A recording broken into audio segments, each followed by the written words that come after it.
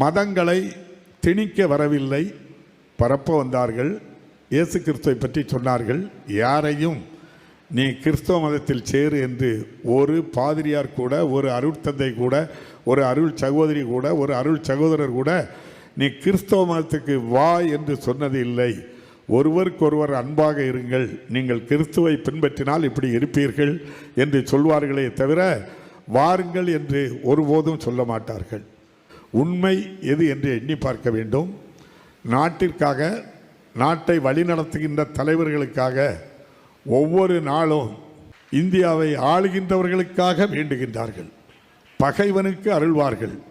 தன்னை போல் பிறரை நேசிக்கின்றவர்கள் 90% பேர் பிற மதத்தினர் தான் இந்த கல்வி நிறுவனங்களில் படித்து இந்த அளவில் உயர்ந்திருக்கின்றார்கள் என்று சொன்னால், இந்த அர்ப்பணிப்போடு வாழ்கின்ற வாழ்க்கை தான் இந்த சமுதாயத்தை, இந்தியாவில் தமிழ்நாடு தலை நிமிர்ந்து நிற்கின்றது, படிப்பில் உயர்ந்த இடத்தில் தமிழகம் வந்திருக்கிறது என்றால் அவர்கள் கல்லூரிகள் தான்.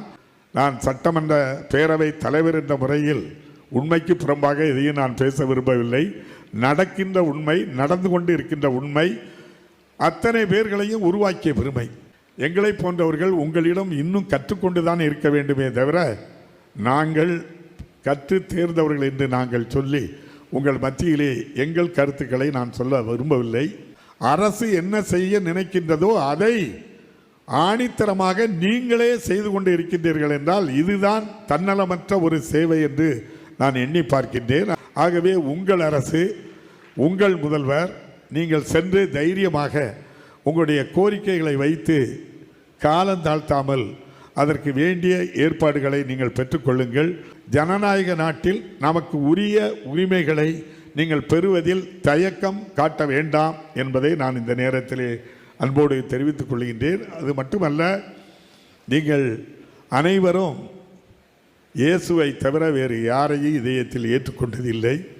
அதே போல பணியிலே புனித பவுலை போல் இரவு பகலாக உழைத்து கொண்டிருக்கின்ற உங்களுக்கு என்னுடைய நெஞ்சார மனமாற மாண்புமிகு தமிழக முதல்வர் சார்பாக மீண்டும் ஒரு முறை நன்றியை தெரிவித்துக் கொண்டு, தமிழ்நாட்டு வளர்ச்சியில் உங்களை நீக்கிவிட்டால் வளர்ச்சி ஒன்றுமே இல்லை. சமூக நீதியில் திராவிடத்தில் உயர்ந்து நிற்கிறது என்றால் அது உங்கள் உழைப்பு தான். நீங்கள் தான் அஸ்திவார கற்கள். உங்களுக்கு மேல் கட்டப்பட்டதுதான் இந்த தமிழகம். இன்றைய